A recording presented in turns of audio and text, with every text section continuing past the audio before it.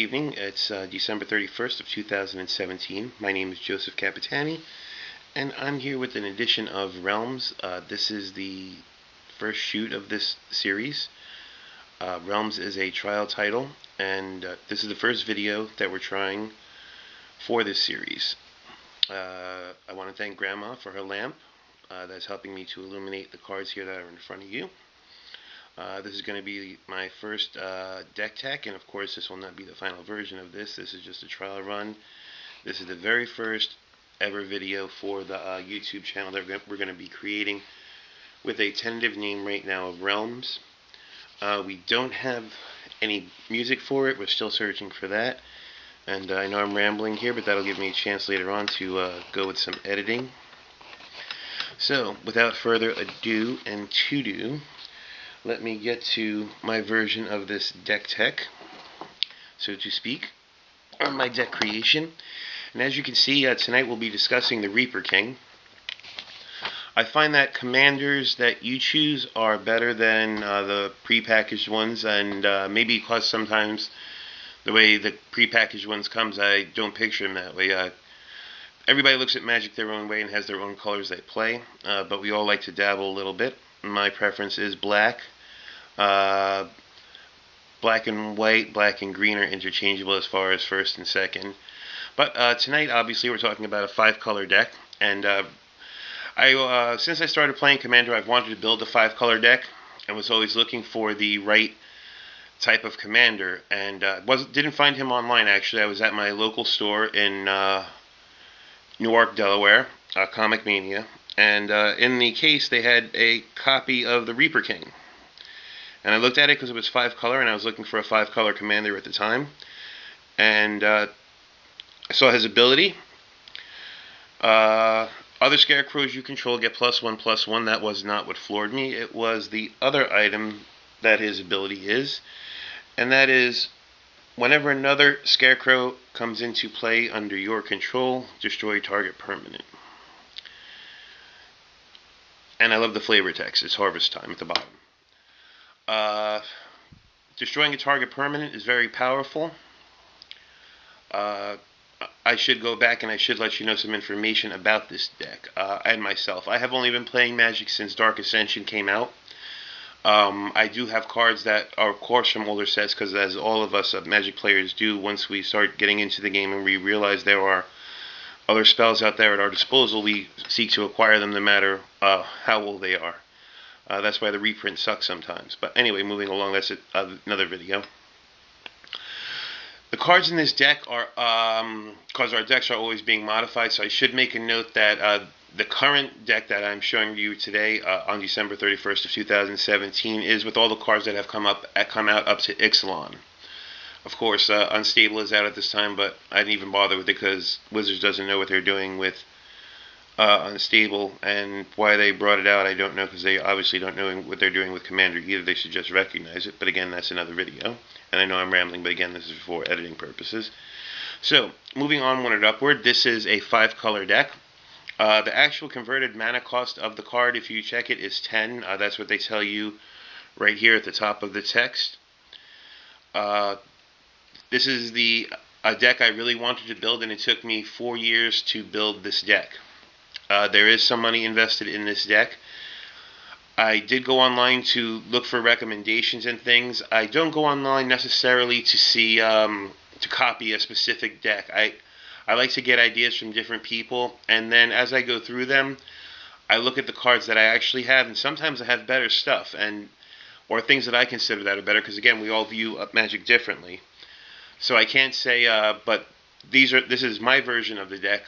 There were other cards that were bought for the deck that I didn't include. For example, Send Triplets. I took that out because I thought originally it would be good, but I found that it's too cumbersome for this deck. She just really needs to be on her own or in a Esper deck by herself, either as a commander or just in an Esper deck.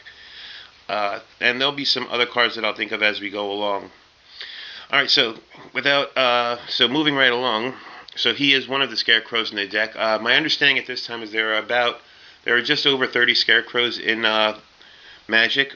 as a whole, I do have 16 Scarecrows in this deck, because I was determined to put Scarecrows in this deck. The Reaper King, sometimes, and I can tell you that when I first started playing, because there are, really, you have to, I guess depending on your meta also, figuring out what the strategies are for a particular deck that you build, or how you're going to use a particular deck that you build. With this particular deck, I have realized that the power of the deck is not in its ability, well, it is in its ability to destroy a target permanent. But what you really want to target with this are people's lands, is the conclusion that I have come to. Targeting, a Scarecrow coming into play and destroying an artifact or anything of that nature, to me really is not useful in this deck, because most times people have a way to get it back, or something of some way to block it, or hexproof, or it just is not worth it. But blowing up lands is especially important. When I first constructed this deck, it's not the same way that you're going to see it before you today. A card that I had added myself was El Schnorn. I realized that I didn't want it in the deck. It wasn't serving a purpose. The cost of it was too high. When you look at a 5-colored deck, my concern is to get to the ramp, to get to the green, to get to access to every color mana.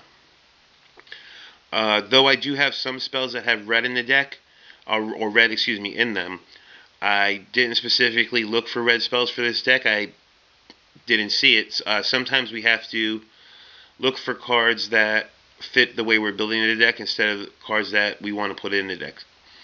Part of, I guess, our growth as Magic players. So, so his ability, I'm saying, as I see it, is to be his ability to destroy lands. That's how I'm visualizing this. So, the lands for this deck, the land base is as follows. There are 20 basic lands. So here are 20 basic lands. They are foil. I did acquire a foil pack. I just bought a full foil pack online. I believe it was $20 for the pack of 20. You get 4 of each. So with the 5 colors of mana, you have 20 of them. This was one deck that I wanted to foil out, and that's part of the reason that it's not still totally foiled out, but it's part of the reason that it took me 4 years to build. I also wanted to build it the way that I wanted, or the way I thought I wanted to build it originally. I am happy with how it has turned out. You will find all 5 of the Vivids in here, also, which I believe are necessary. Vivid Marsh, the Vivid Meadow, there's the Grove, the Creek, and the Crag. You want to make sure, the reason I have these in here, and you'll see a lot of these lands for different colors, I want to make sure that I have access, in my opinion, again, to the green mana to get to the ramp in the deck. There are, all of the artifact lands are in here, all 6 of them. I did splurge for the foils. So, the Darksteel Citadel, indestructible, it just adds colorless. Here's the artifact, the land plains, it's the Ancient Den. Here's the Seat of Synod. This was the most expensive of the ones that I had to buy. Blue's very popular, as we all know. Tree of Tales, I think, is a beautiful card, especially in the foil. And the Great Furnace, again, a beautiful card. Vault of Whispers, this is the Mirrodin edition. There are several editions. I got this one from a deck that I bought. Foil Evolving Wilds,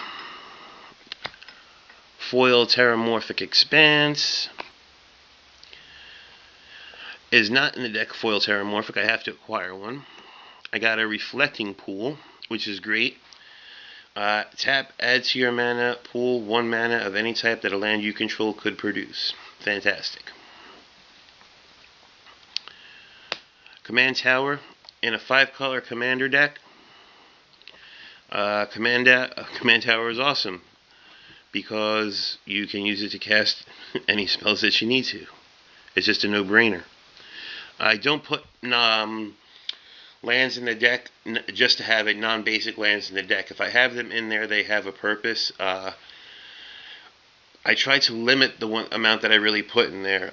This particular deck does have a total of 19 non-basic lands, which is kind of high for me, but again, I'm counting artifact lands, uh, double mana producing lands.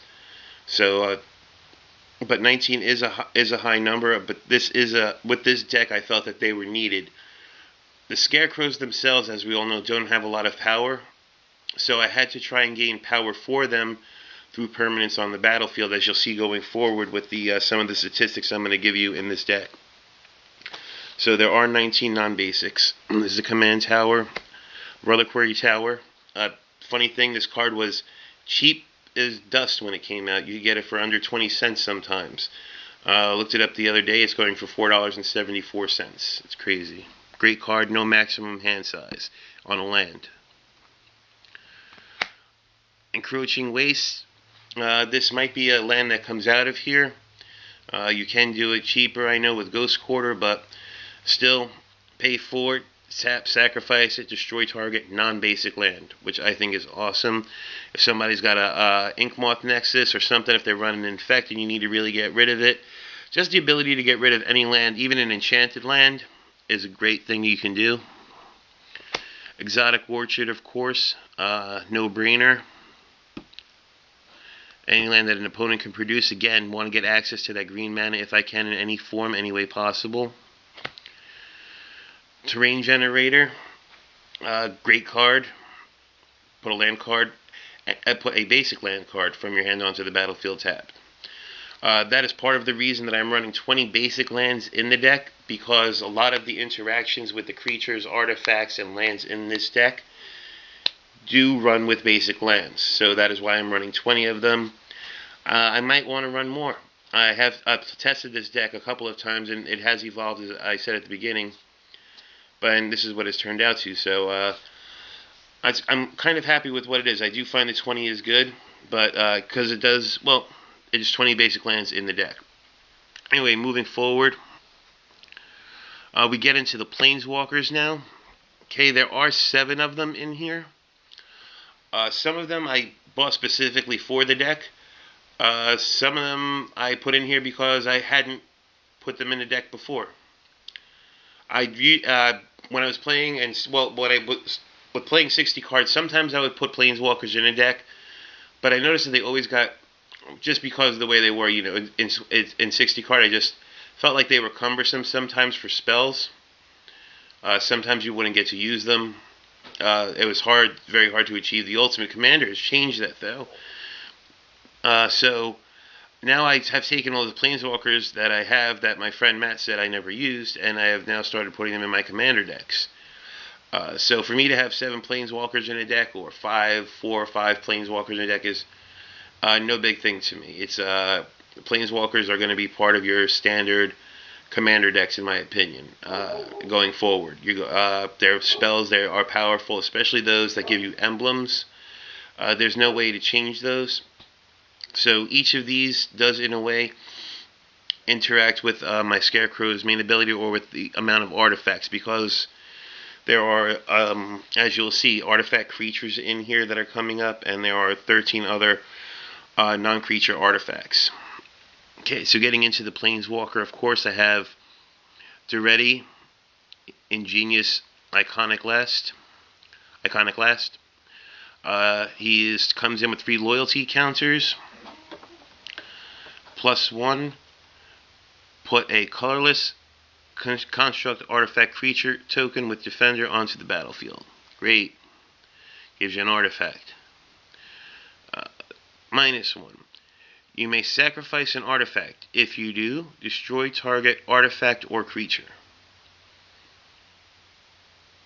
So you can blow up the construct you put on there next turn. Or you can sacrifice one of your Scarecrows, because there are ways to get him back in the deck for recursion. In any event, -1, and blow it up. And he comes out with 3, remember. If you manage to get him to his ultimate, he said it is choose target artifact in a graveyard, and that is for -6, as you can see. Choose target artifact in a graveyard or artifact on the battlefield. Put 3 tokens that are copies of it onto the battlefield. So copy your Scarecrow 3 times, boom, boom, boom, whether it's in your graveyard or whether it's in your on the battlefield. You blow up 3 permanents. That's 3 lands automatically. Next Planeswalker, of course, Saheeli Rai. First ability, Scry 1, deal 1 damage to each opponent, which is great, to each opponent. You don't want to have to choose one player. It's just her ability, so everybody takes one. Being very political on the damage there. Politics are good. -2. Create a token that's a copy of target artifact or creature you control, except it's an artifact in addition to its other types. This token has haste. Exile it at the beginning of your end step. Next end step. So you create a copy of a token of an artifact. It's got haste. I'm just creating a copy of a Scarecrow to blow something up. Search your library for up to 3 artifact cards. Her ultimate -7. She comes in with 3. Search your library for up to 3 artifact cards with different names. Put them onto the battlefield, then shuffle your library. Self-explanatory as to why that's in there. And of course with the +1, let's not overlook the Scry one. Let's set up lands if you're looking for a particular land. If you need an island, mountain, set up your land drawer or something that can produce it for you or gain it for you. It fixes you. Maybe if you're flooded, maybe you get something to cast, whether it's an artifact or some type of enchantment. One story I'd like to share with you is one time I was having a problem with my computer with Microsoft. They had installed some software, and I had to have them fix it because it destroyed the sound on my computer. As it turned out, one of the gentlemen that I happened to be speaking with was actually a card tester, he said, for one of the cards that had just come out with a particular set. It was one of the Vultures. I apologize. I don't recall it right now. I do remember it was black. And I believe it was for Born of the Gods, or Theros. It was one of those. And I said to him, well, I said as a playtester, and being somebody who does this a lot then, I said, what is the most important thing you would say to, most important piece of advice you'd give to another Magic player? And he said, always maintain a battlefield presence. And I said, I asked him to explain it further. Always maintaining a battlefield presence, he said, was either you're always keeping an artifact on the battlefield. He said, even if it's just a weapon, an enchantment, a token, something, but something is on the battlefield so that you have something to work with. You always have a building block because you don't want to start with nothing. So always try and maintain a battlefield presence. So I've tried to always remember that in games that I'm playing, and sometimes casting that artifact for 2 that nobody really looks at, and it's a 2 later on in the game becomes very important, or it may protect you or stop people from doing something because just it's there depending on what it is. So I would say that was a very good piece of advice. Always maintain a battlefield presence. We have Tezzeret the Schemer now, moving along with our Planeswalkers. You see his cost there, 4. These are all, these cards are, their types are all presented with their converted mana cost. Comes in with 5 counters. His ultimate is 7, +1. Create a colorless artifact token.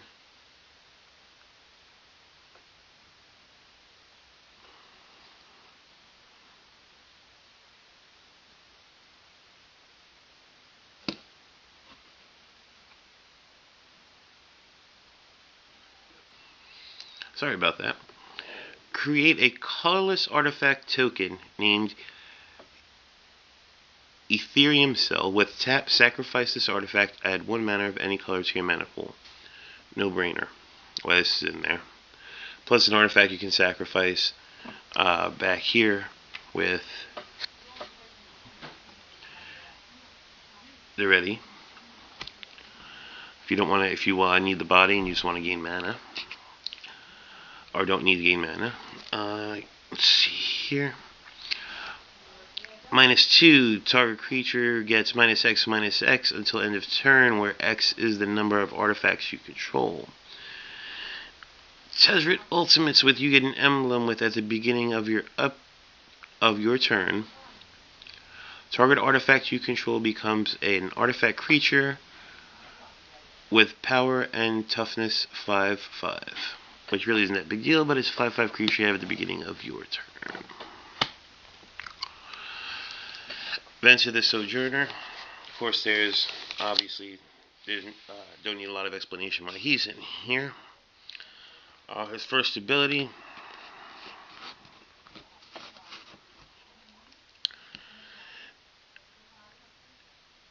exile target permanent you own, return to the battlefield beginning of the next end step. Flicker a Scarecrow, boom. -1, creatures are unblockable this turn. If you need to swing out for a reason, win. Great, put him on the battlefield, get it done. His ultimate, of course, -8. You get an emblem with whenever you cast a spell, exile target permanent. Again, a keyword, target permanent. Like with the Scarecrow, blowing up permanents, we're looking at lands here. To stop our opponents from being able to cast spells at all. But you have to be able to defend yourself until you get to that point where you're unbeatable, where you're invincible, where you're omnipotent, essentially, in the game. Vraska Relic Seeker, I threw her in here because I did get her at the pre-release. Still testing her in this deck, kind of liking her, especially with the last ability. You have her come in with 6 loyalty counters. Create a 2/2 black pirate creature token with menace. Great, creatures with menace, as you know, have to be blocked with 2 or more creatures. -3 is destroy target artifact, creature, or enchantment. Create a colorless treasure artifact token with tap, sacrifice this token, add 1 mana of any color to your mana pool. It's great, of course, you can get rid of something that's bothering you. Still get a mana if you need to get a particular color on the battlefield for this 5-color deck. And of course, if -10, target player's life total becomes 1, of course, is always a bonus if you can get that up in a couple of turns. And then if you got Venture, of course, and your creatures are unblockable, he goes bye-bye. Of course, Ugin, Spirit Dragon. In decks such as this, like I'm saying, where I was telling you where I was saying my goal was to get Ramp out, and I did accomplish that in this deck. I believe you'll see with the creatures and things coming up. 8, and some of these spells you're going to see are nothing to cast. +2, if you all don't know about Ugin, Ugin, the Spirit Dragon deals, +2, his ultimate is -10, he comes out with 7. +2, Ugin, the Spirit Dragon deals 3 damage to target creature or player. -X off of Ugin, exile each permanent with converted mana cost X or less, that's 1 or more colors. And, of course, his ultimate, you gain 7 life, draw 7 cards, then put up to 7 permanent cards from your hand onto the battlefield. I mean, does it really get a lot better than that? That is essentially Karn's version of I Win.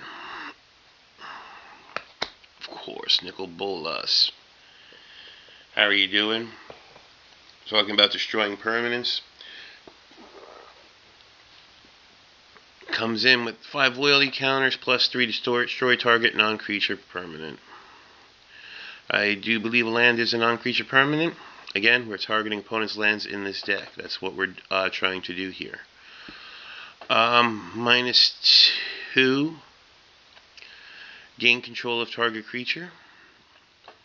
And of course, his ultimate deals 7 damage to target player. The player discards 7 cards, then sacrifices 7 permanents.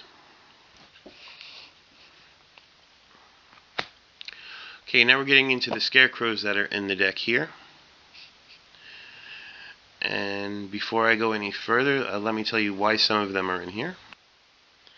So we have, as I said earlier, 16 Scarecrows in the deck. They will all be artifact creatures.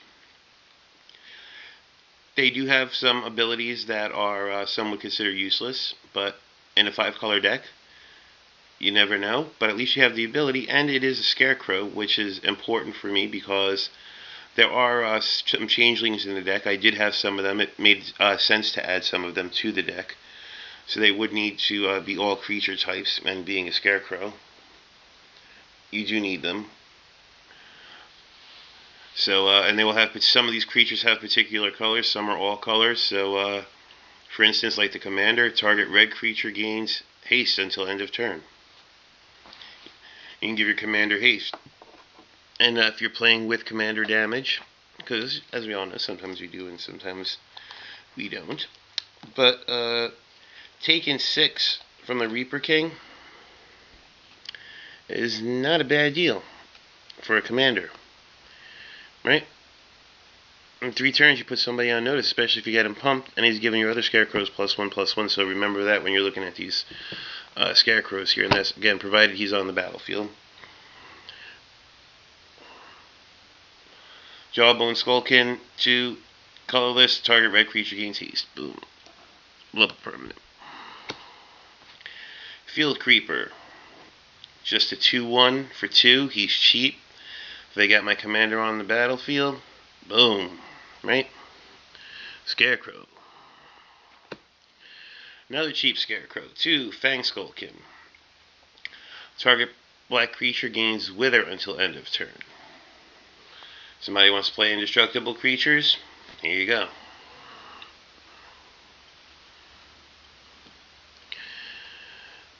Oops, got a double ski here, because these sleeves, which I bought specifically for this deck, because pimping it out, so let me just show them off. Big Daddy, big pimpin'. Anyway, we have Pilipala. He's actually part of an endless combo in this deck with the Grand Architect, which I'll show you coming up. He will give you endless mana. I did not know this at the time I was building the deck. I actually pulled these 2 creatures. One was a scarecrow, and the other one, what he does with artifacts. So blue, because blue, as we all know, loves artifacts, but it turns out that it's an endless mana combo. So there you go. 2, untap him, add 1 mana of any color to your mana pool. You'll see the Grand Architect later on. I'll put him on the side for when he comes up for everybody. Scarecrow, and of course, pay 1, sacrifice a scarecrow, draw a card. Fantastic. Pay 4 and tap her, return target artifact creature card from your graveyard to play. Not to your hand, to play. Instant, blow up a permanent. And as we all know, scarecrows are artifact creatures. Unless they're the changelings. Moving right along. Lure-bound Scarecrow. As he comes into play, choose a color. When you control no permanents of the chosen color, sacrifice him. Okay. For 3, he's a 4/4. And if I got my commander, he's a 5/5.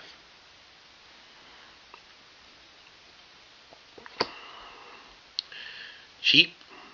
Nice big front with a 3. I'm not worried about the one if she goes to the graveyard. I have ways to get these back. Another Scarecrow. Wicker Witch. I also like the picture on it. I think it's pretty. Hoof Skullkin for 3 colorless. Pay 3. Target green creature gets +1/+1 until end of turn. Commander's green. So are some of the other creatures in here. Scuttlemutt. Great creature, very useful scarecrow for this deck for 3 colorless. Add 1 mana of any color to your mana pool when you tap him. Or his second ability, tap him and target creature becomes the color or colors of your choice until end of turn.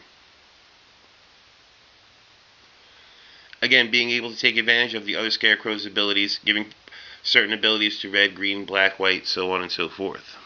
Moving right along. Tatterkite, we got a scarecrow that flies. Some flying defense. Nice medium front end. Not worried really about the back end. Can't have counters placed on it. That's fine, because my commander, for scarecrows, he just gives him +1/+1. He's not putting counters on them.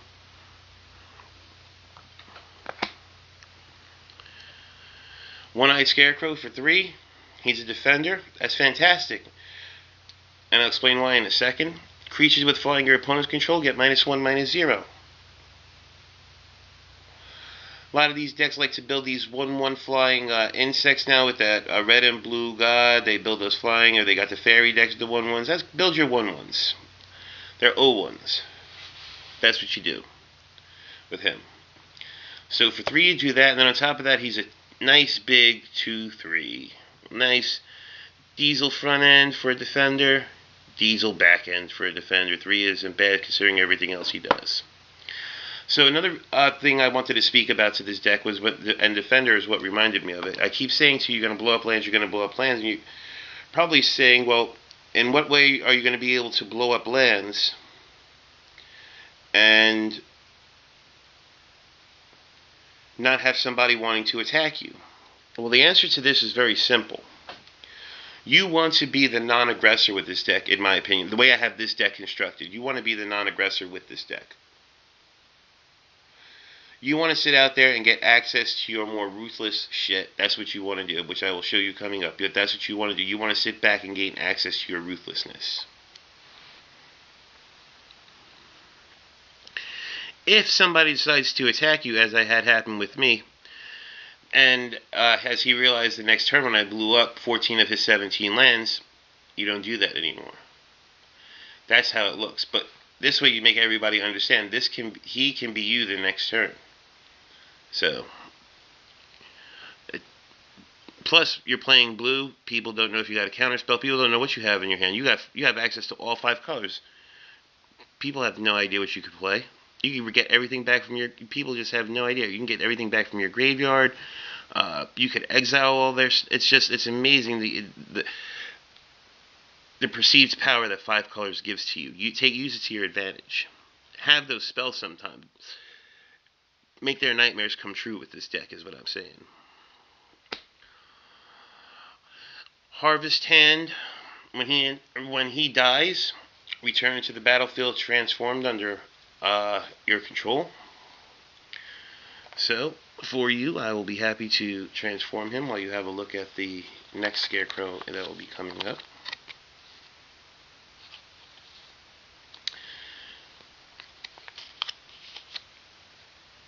And when the Harvest Hand returns back to the battlefield transformed, he becomes the Scrounged Scythe. Equipped creature gets +1/+1.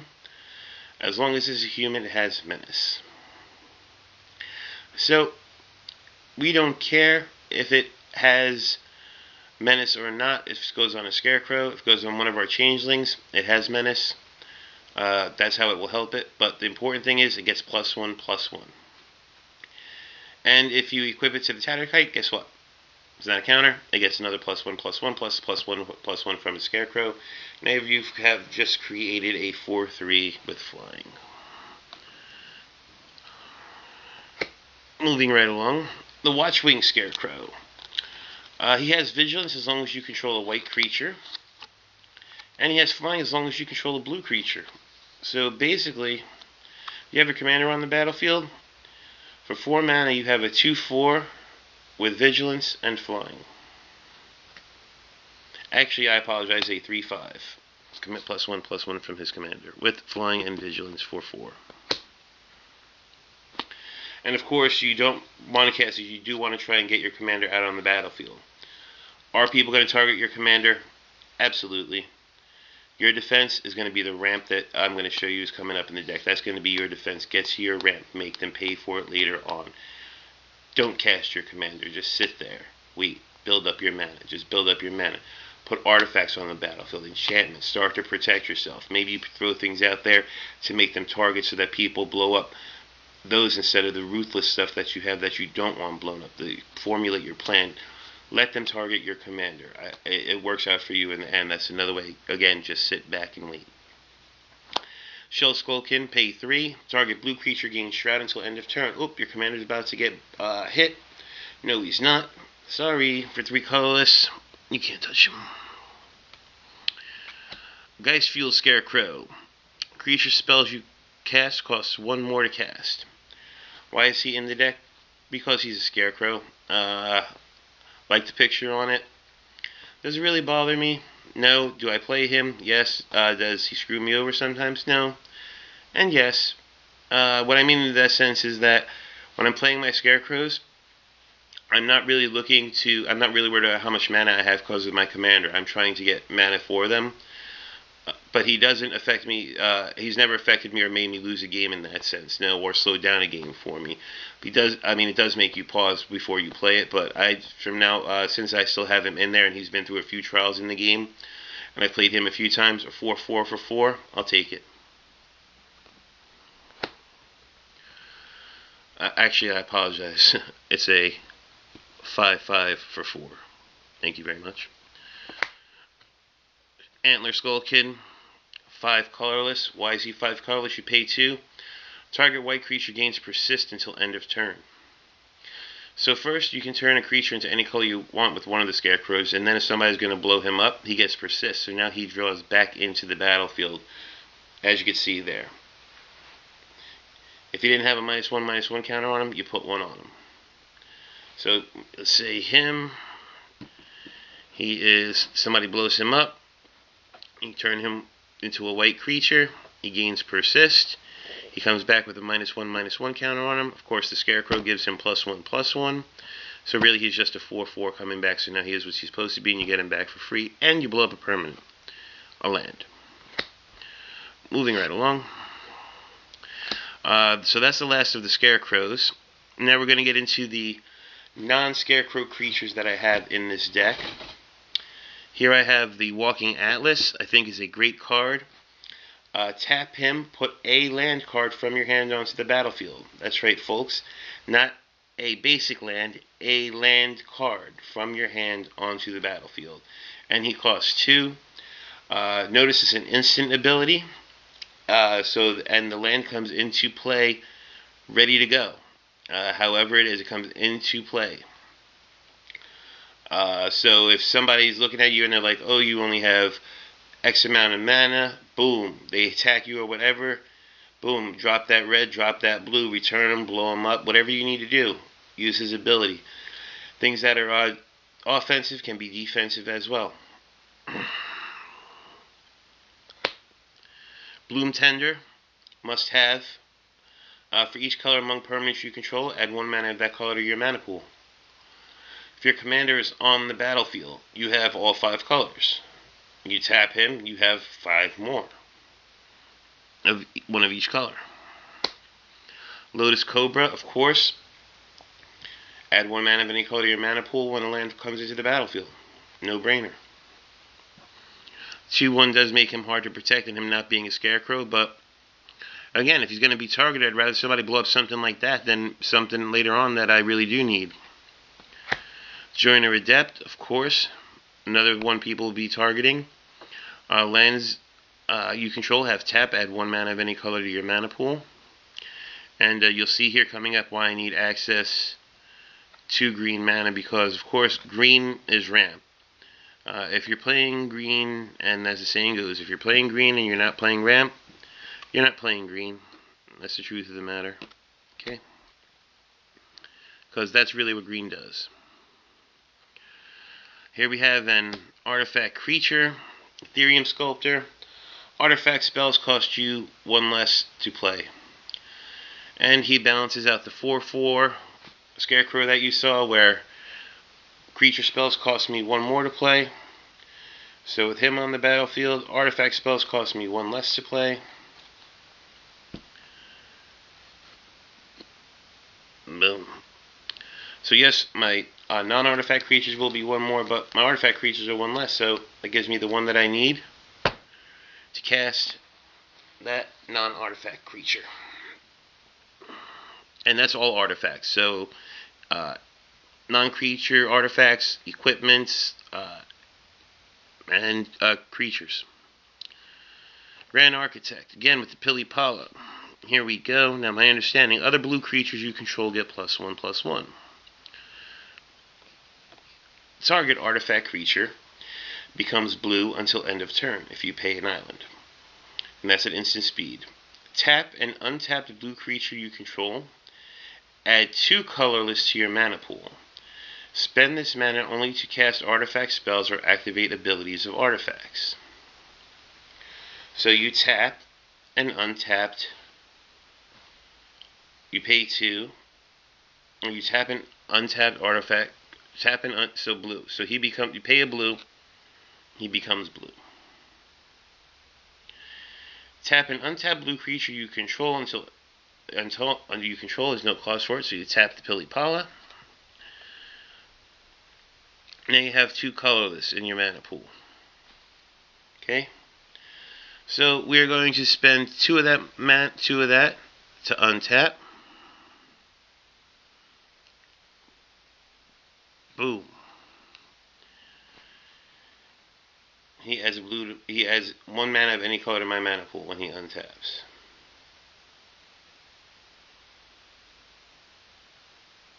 And the cycle just keeps going.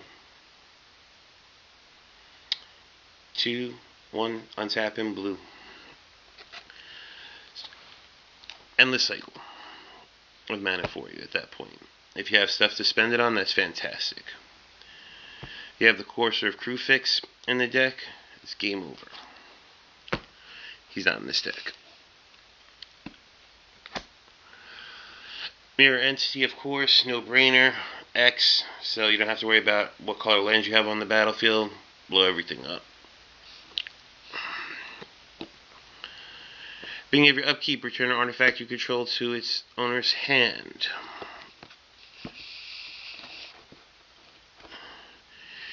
I think there might be some artifacts you want to control in your hand at the beginning of your upkeep. Maybe a Scarecrow. Avian Changeling. Again, just another Changeling. So all creature types. With the flying, of course. Dominable Archangel. I like her in this deck, of course. Metalcraft artifacts you control have Shroud, as long as you control 3 or more artifacts. I'm not looking to equip equipment to my Scarecrows. I'm not looking to add enchantments to them. The enchantments you'll see in this deck are battlefield enchantments. The artifacts you will see are battlefield artifacts. They're just not equipments. So giving my artifacts Shroud is fine with me.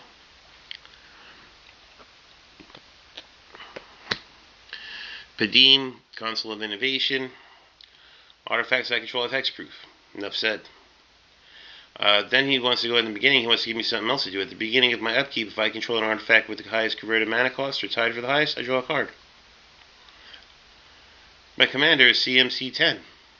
Converted mana cost is 10. If I got him on the battlefield, I'm drawing a card every turn, as long as I got Padim out there. Good thing I have the Reliquary Tower in the deck. Sphinx Summoner. He comes into play. Search your library for an artifact card. Reveal it, put it into your hand. If you do, shuffle your library. Of course, as we all know now, with the new rules for Commander, you can have him your commander put back in the deck. So if I need to go get him out for any reason, as it may happen, I can go get him out. If not, I can go get one of the more ruthless artifacts I need. So, as you'll see coming up, but any of these artifacts I'll have access to. So remember the Sphinx Summoner coming up when it comes to the artifacts. Geth, Lord of the Vault. Again,